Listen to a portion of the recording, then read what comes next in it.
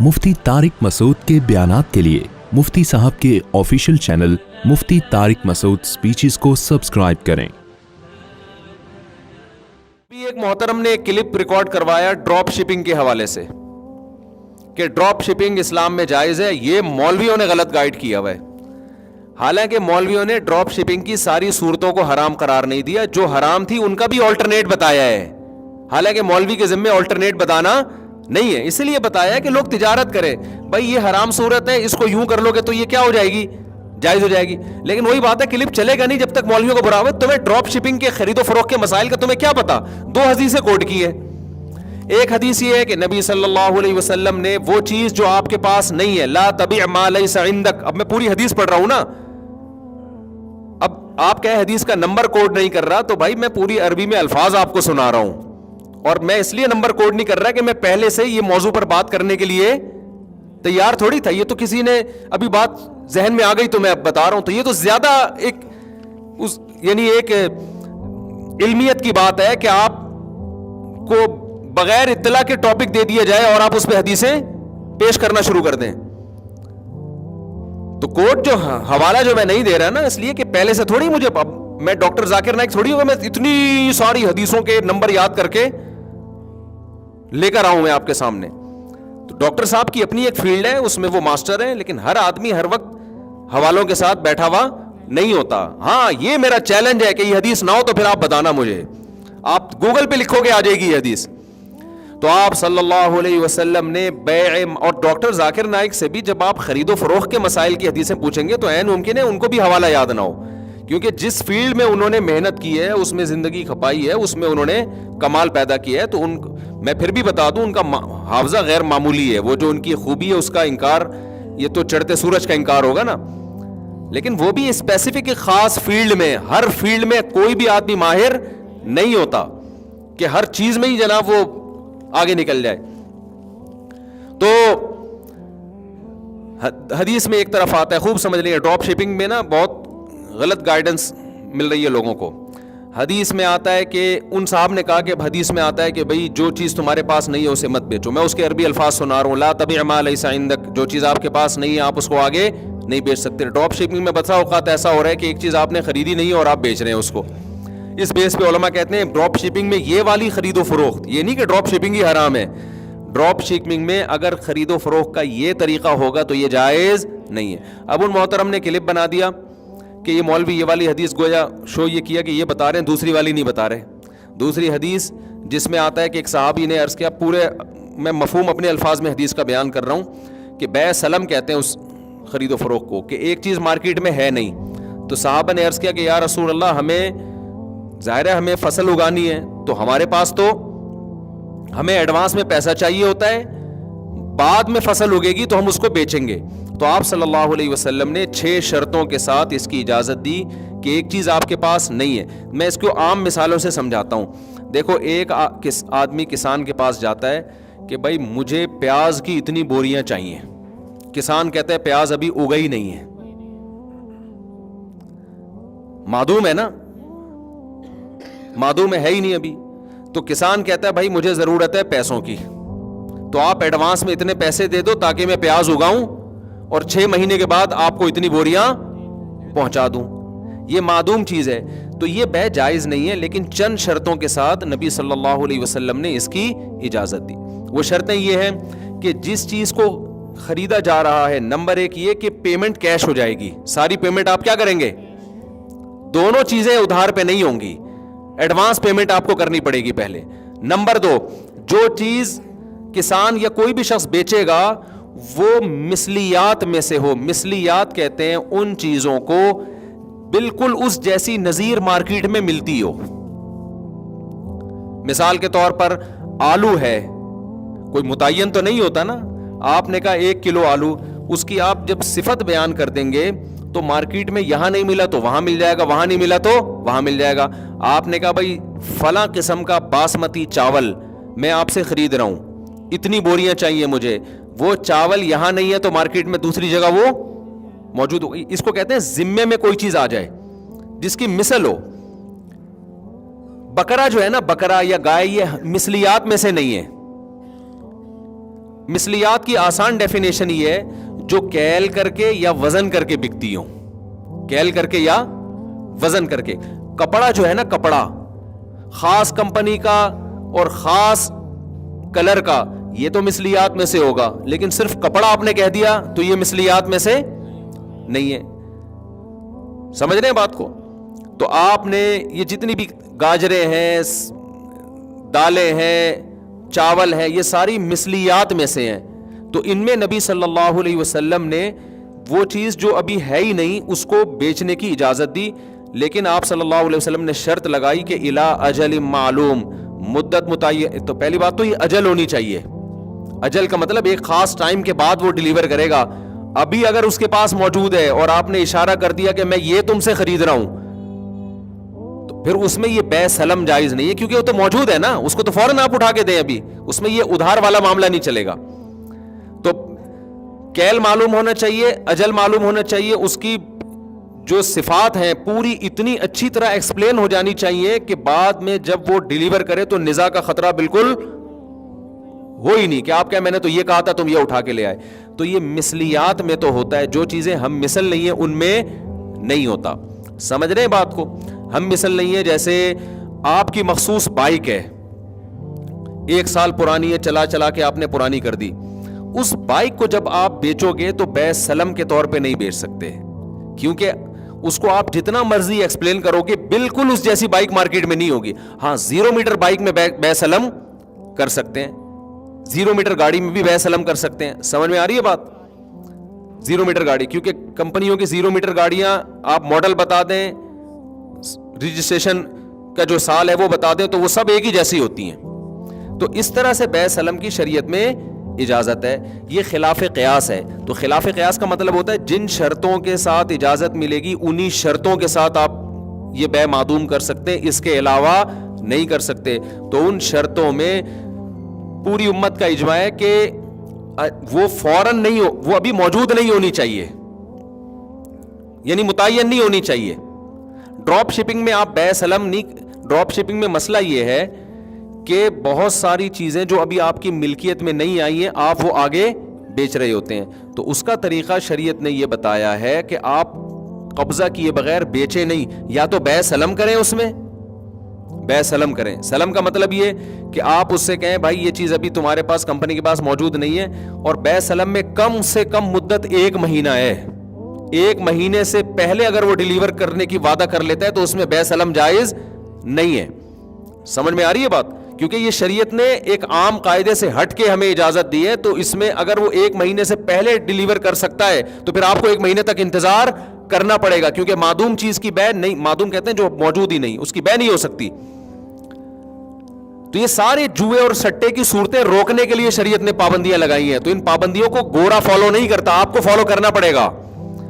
تو آپ نے کیا کرنا ہے کہ اگر سلم کے طریقے پر کسی کمپنی کی گاڑی بک کرانی ہے تو 6 مہینے بعد, 1 مہینے بعد, 2 مہینے بعد آپ بک کرا سکتے ہیں, لیکن پیمنٹ کیا کرنی پڑے گی؟ ایڈوانس میں. ایسا نہیں ہو سکتا پیمنٹ بھی بعد میں اور چیز بھی بعد میں ڈیلیور ہو, یہ نہیں ہو سکتا. دوسرا مثلیات میں ہوگا, جو متعین چیزیں ہوتی ہیں, یہ چیز اس میں نہیں ہوتا. ڈراپ شپنگ میں بے سلم بعض صورتوں میں بے سلم بن رہی ہوتی ہے, بعض صورتوں میں بتا رہا ہوتا ہے یہ پروڈکٹ ہے, یہ میں تمہیں بیچ رہا ہوں, تو یہ اس میں آپ بے سلم کے طور پر اس کو نہیں خرید سکتے, کیونکہ وہ تو متعین ہے. اس میں اگر آپ نے خرید کے آگے بیچ دیا تو یہ سمجھا جائے گا معدوم چیز کو بیچ رہے ہیں, وہ چیز جس کے آپ مالک نہیں بنے. اور صرف مالک بننا بھی ضروری نہیں ہے, اس کا قبضہ ہونا بھی ضروری ہے. تو آپ اس کو خریدیں, خریدنے کے بعد قبضہ کریں, قبضے کے بعد آگے بیچیں گے آپ اس کو. سمجھ میں آ رہی ہے بات کہ نہیں آ رہی؟ اس سے پہلے آپ کے لیے بیچنا جائز نہیں ہے. بیچ دیا تو پروفٹ حلال نہیں ہے آپ کے لیے. اچھا, یہ جو محترم آئے ہیں مارکیٹ میں, انہوں نے کہا کہ یہ مولوی لوگ حدیث کو گویا سمجھے نہیں ہے. حدیث میں جو آتا ہے نا کہ جو چیز تمہارے قبضے میں, یہ میں اس پہ پراپر وے میں نا کلپ ریکارڈ کرواؤں گا, کیونکہ ابھی یہ جمعے کا بیان ہے اور موضوع بھی خشک ہے نا خرید و فروخت کے مسائل کا, تو یہ لوگوں کے زیادہ تر اوپر سے ہی گزر جاتا ہے. تو میں پراپر ڈراپ شپنگ کے جتنے شرعی احکام ہیں میں پراپر انشاءاللہ اس پہ کلپ ریکارڈ کرواؤں گا. اور یہ بات دماغ سے نکال دیں, بعض لوگ مولویوں کے خلاف ذہن بنا رہے ہیں کہ انہوں نے ہر چیز کو حرام قرار دیا ہوا ہے, یہ چاہتے ہی نہیں کہ لوگ پیسہ کمائیں, مسلمان ترقی میں پیچھے پڑ جائیں. جب یہ کرپٹو کرنسی آئے نا, اتنا لوگوں نے ہم پہ دباؤ ڈالا کہ ہم اس کو فرض قرار دیں, حلال نہیں بلکہ اس کی خرید و فروخت کو فرض قرار دیں ہم. اور تانے دیے جا رہے تھے کہ ابے یہ تجارت میں لوگوں کو پیچھے دھکیل رہے ہیں, یہ یوں کر رہے ہیں, یہ دیکھو یہ چاہتے ہی نہیں یہ لوگ پیسہ کمائیں, خود تو یوٹیوب سے پیسے کماتے ہیں چینل بنا کے اور دوسروں کو منع کیا ہوا, اتنے تانے. آج وہ جو کرپٹو کرنسی کے بڑے بڑے وہ تھے نا, جو گن پوائنٹ پہ ہم سے کہہ رہے تھے کہ اس کو کرو کہ یہ حلال ہے, حالانکہ ہمیں نہ حلال کہنے میں فائدہ نہ حرام کہنے میں. تو آج جب کرپٹو کرنسی ان کو لے کے ڈوبی ہے نا, تو آج وہ الٹا تانے دے رہے ہیں کہ یہ مولوی لوگ اس کو شروع سے حرام کیوں نہیں کہتے تھے. تو جس کا جو مفاد ہوتا ہے مولویوں پہ لا کے تھوپنا شروع کر دیتا ہے وہ. تو یہ جو نبی صلی اللہ علیہ وسلم نے وہ چیز جو آپ کے پاس نہیں ہے اسے بیچنے سے منع کیا, تو محترم اس کی وجہ یہ بتا رہے ہیں کہ ایکچولی اس میں آپ کو نقصان کا خطرہ ہے. آپ وہاں سے خریدو گے, پتہ نہیں کس ریٹ پہ ملے, آپ نے کسی اور سے کسی اور ریٹ کا وعدہ کر لیا تو ایکچولی یوں ہو جائے گا. تو اس لیے آج کل تو ایسا نہیں ہے, کمپنیوں کے ریٹ متعین ہے, آپ کو پتہ ہے جب جاؤں گا مارکیٹ میں مل جائے گی. تو اس لیے آج کل یہ بے معدوم بھی جائز ہے. یہ محترم نے لاجک ہی غلط پیش کی ہے. خوب سمجھ لو, جو چیز نہیں ہے اس کو بیچنا صرف اس لیے حرام نہیں ہے کہ بعد میں دھوکے کا خطرہ ہے. اس کی بڑی وجہ یہ ہے کہ جس چیز کا آپ رسک نہیں لیتے, اسلام اس پہ پروفٹ کمانے کی بھی آپ کو اجازت نہیں دیتا. یہ اصل لاجک ہے. اس لیے کہتے ہیں مسائل علماء سے پوچھا کرو. ہر پاگل سے پاگل نہ, جو حکیم نہیں ہے وہ حکیم بنا ہوا ہے, جو ڈاکٹر نہیں ہے وہ ڈاکٹر بنا ہوا ہے, جو مفتی نہیں ہے مفتی بنا ہوا ہے. الخراج بالضمان, یہ اسلام کا متفقن علیہ اصول ہے, قرآن و سنت سے ثابت ہے. دیکھو پروفٹ کی دو قسمیں ہیں. اب یہ بات چل پڑی ہے تو ادھورا کلپ بنائیں گے, لوگ غلط گائیڈ کریں گے. جلدی سے بہت آسان کر کے سمجھاؤں گا. یہ ساری زندگی آپ کو خرید و فروخت کا یہ مسئلہ ہے نا, خرید و فروخت میں فائدہ پہنچائے گا. جب بھی آپ پیسہ کماتے ہیں تو دو طرح سے کماتے ہیں, یا تو کوئی عمل کر کے, کسی عمل کی اجرت مل رہی ہوتی ہے آپ کو, یا آپ اپنی کوئی چیز ہوتی ہے اس پہ پروفٹ لیتے ہیں.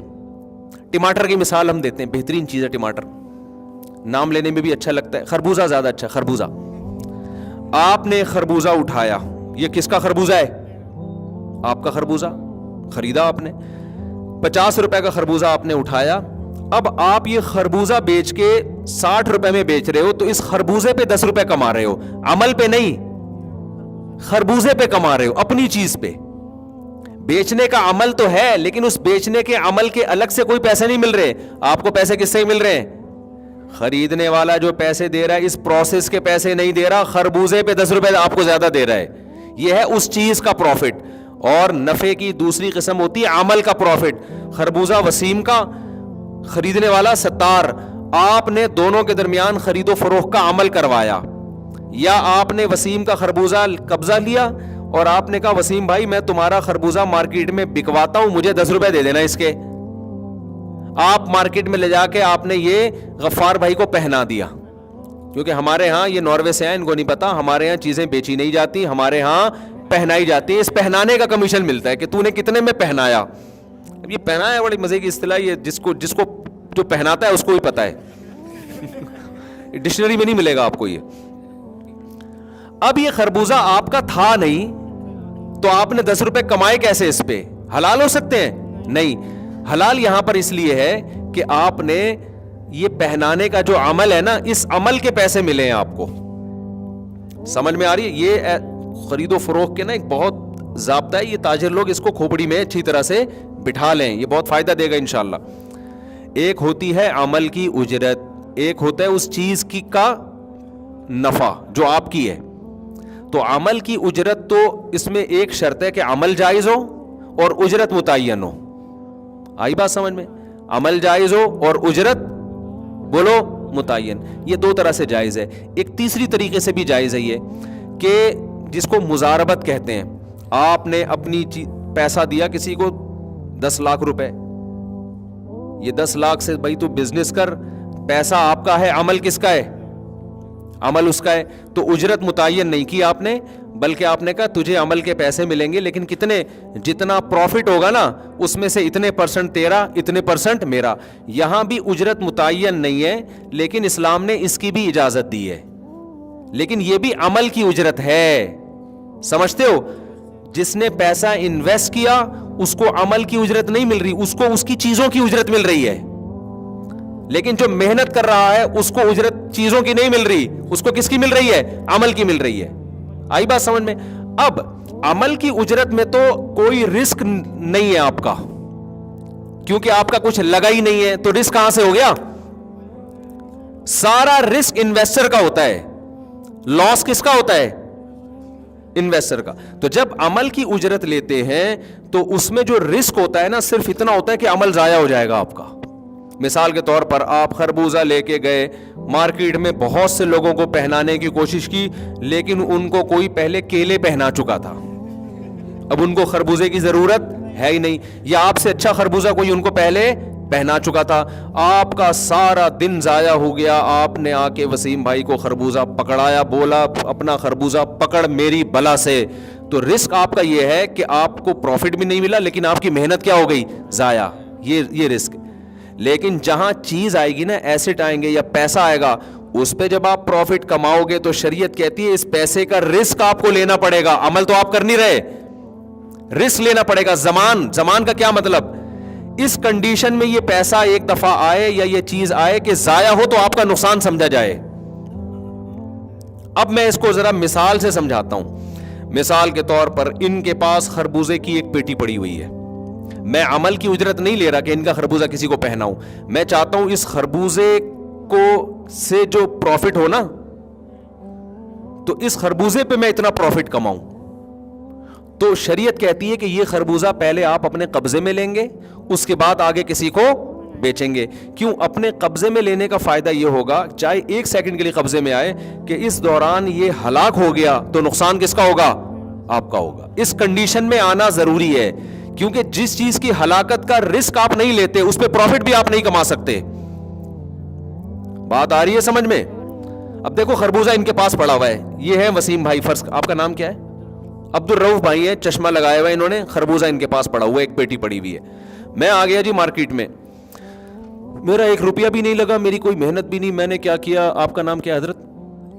علی حیدر بھائی سے میں نے کہا کہ علی حیدر بھائی میں آپ کو خربوزے کی ایک پیٹی بیچ رہا ہوں. اچھا, میں نے ان سے پوچھا بھائی یہ 500 روپے کا خربوزہ ہے, 500 روپے کی پیٹی ہے. انہوں نے کہا 500 کی ملتی نہیں ہے, لیکن چلو فرض کر لیتے ہیں نا 500 کی پیٹی ہے. میں نے کہا یار ٹھیک ہے جی 500 کی پیٹی ہے نا. یہ بیچارہ خربوزے کی پیٹی لے کے بیٹھا ہوا ہے, کوئی آسمانی آفت آتی ہے اس کی ٹینشن, اس میں کیڑا لگ جاتا ہے اس کی ٹینشن, مارکیٹ سے یہ لے کر آیا, سب کچھ اگایا اس نے یا جو بھی کیا, ساری ٹینشن اس نے لی ہے. میں بیچ میں گنا بن کے آیا, میں نے کہا بھائی ٹینشن فری لائف گزارو.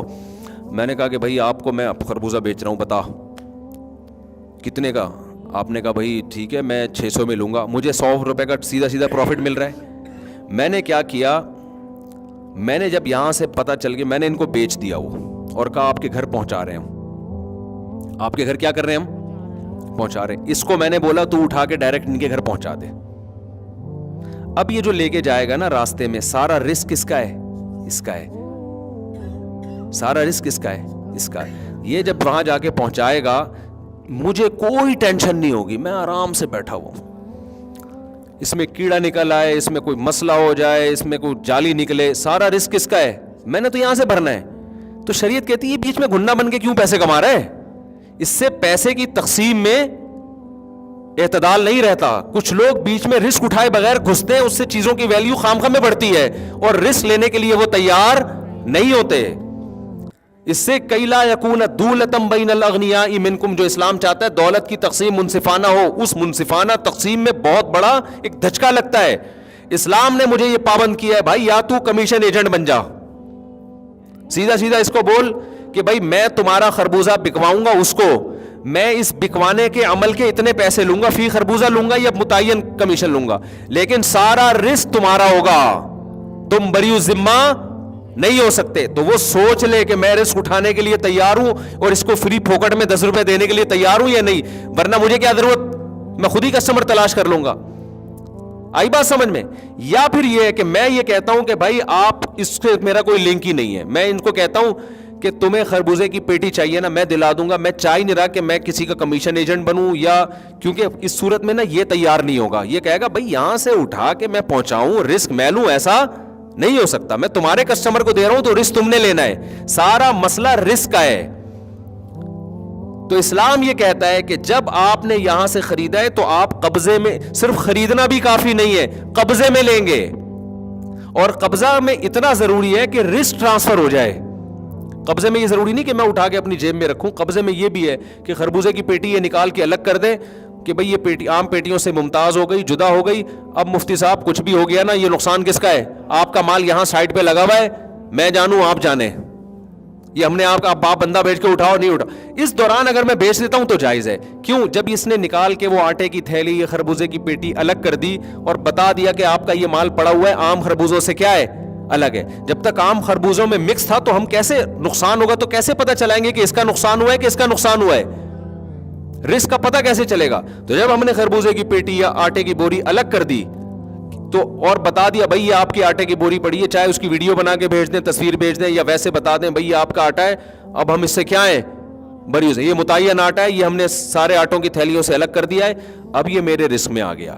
اب آگے میں بیچوں گا تو میرے لیے شرعاً بیچنا کیا ہے, جائز ہے. عمل کے پیسے نہیں لے رہا, اس پروڈکٹ پہ میں کمیشن لے رہا ہوں. تو پروڈکٹ پہ کمیشن اس وقت تک نہیں لے سکتے جب تک وہ پروڈکٹ آپ کے زمان میں داخل نہ ہو جائے, اس کا رسک آپ اٹھائیں گے, وہ نہیں اٹھائے گا. تو ڈراپ شپنگ میں جب تک یہ زمان ٹرانسفر نہیں ہوتا اس وقت تک آپ کے لیے اس کو آگے بیچنا جائز نہیں ہے. سمجھتے ہو؟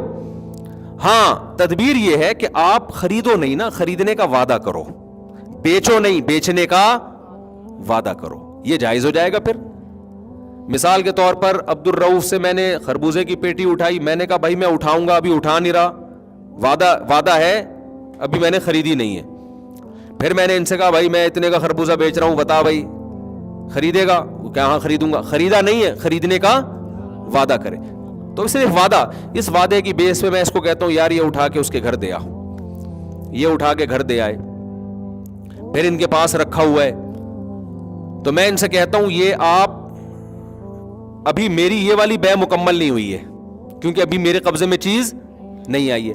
میں ان سے کہتا ہوں یار وہ فلاں کا خربوزے کی پیٹی آ رہی ہے, میری طرف سے قبضہ کر لو آپ میرے وکیل بن کے. اس نے قبضہ کر لیا تو اب مالک کون بن گیا؟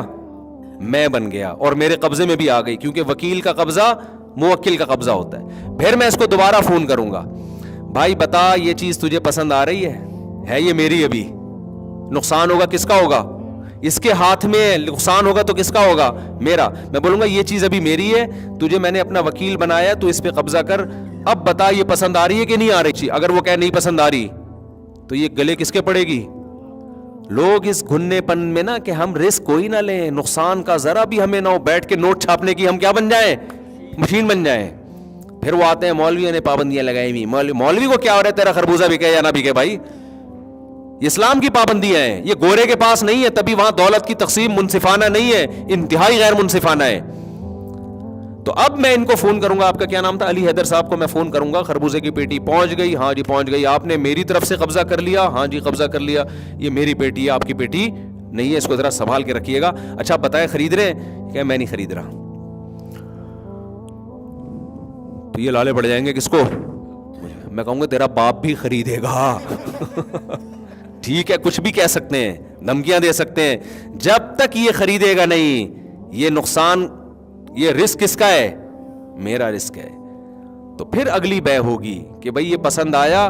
ہاں جی پسند آیا. ٹھیک ہے بتاؤ خریدتے ہو؟ ہاں جی میں نے آپ سے یہ 600 کی خریدی, مال بالکل ٹھیک ہے, میں نے آپ کو بیچی. ڈراپ شپنگ والے اکثر یہ کہہ رہے ہوتے ہیں کہ ہم اس کو اگر وہ واپس کر دے تو ہم واپس لے لیتے ہیں. اتنا کافی نہیں ہے. دیکھو وہ جو واپس لیتے ہیں نا, وہ بکنے کے بعد واپسی کا آپشن ایک الگ چیز ہے, بکنے سے پہلے واپسی کا آپشن ہونا چاہیے. اس کو دکھا کے آپ سودا ڈن کریں کہ اب, اور دکھا کے بھی نہیں, اس کو پکڑائیں, اس کو بتائیں کہ آپ میرا وکیل بن کے قبضہ کر رہے ہو. یہ سب چیزیں نہیں ہو رہی ہوتی, سمجھتے ہو؟ تو یہ کرنا پڑے گا. اور آسان حل اس کا یہ کہ آپ کمیشن ایجنٹ بن جائیں. سیدھا سیدھا آپ عبد الرؤف سے بولیں کہ عبد الرؤف بھائی میں تمہارا خربوزہ علی حیدر کو بکواؤں گا, اور میں تمہارے لیے کسٹمر لے کر آؤں گا, فی خربوزہ مجھے اتنا پروفٹ چاہیے. ٹھیک ہے نا, 500 کی پیٹی ہوگی تو مجھے 100 روپے اس میں چاہیے. علی حیدر بھائی بولتے ہیں ٹھیک ہے یار میرے پاس تو ٹائم نہیں ہے کسٹمر کا, تم انٹرنیٹ پہ تمہیں کسٹمر بہت ملتے ہیں, ان کو میں نے خربوزے کی تصویر دی, ہاں بھائی پسند ہے, خربوزہ ان کا ہے, اور یہ ساری ڈیلیوری چارجز بھی ان کے ہوں گے, رسک بھی یہ لیں گے, ان کو میں نے پہلے بتا دیا. تو پھر سیدھا سیدھا یہ پہنچائیں تو ہم پھر عمل کی اجرت لے رہے ہیں, خربوزے کی اجرت نہیں لے رہے. یہ آسان طریقہ ہے, یا تو خریدنے کا بیچنے کا وعدہ کریں یا عمل پہ کمیشن لیں, تو کمیشن ایجنٹ بن کے. لیکن کمیشن ایجنٹ بننے میں سارا رسک بیچنے والے کا رہے گا. ڈراپ شپنگ میں بیچنے والا رسک نہیں لے رہا ہوتا. وہ کہتا ہے آپ جہاں کہو گے پہنچائیں گے, ٹھیک ہے نا, آپ کا بندہ جہاں سے اٹھا لے تو وہ رسک کس کا ہوگا؟ آپ کا ہوگا, ہمارا نہیں ہوگا. اگر وہ رسک اپنا لے رہا ہے تو ٹھیک ہے, لیکن پھر اس میں آپ کسٹمر کو یہ بتاؤ گے کہ میں کسی کی طرف سے, یعنی موکل کو یہ بتاؤ گے جس کے آپ وکیل بن رہے ہو کہ میں آپ کا مال بکوانے کے پیسے لے رہا ہوں, اور جب تک یہ وہاں ڈیلیور نہیں ہو جاتا سارا رسک آپ کا ہوگا.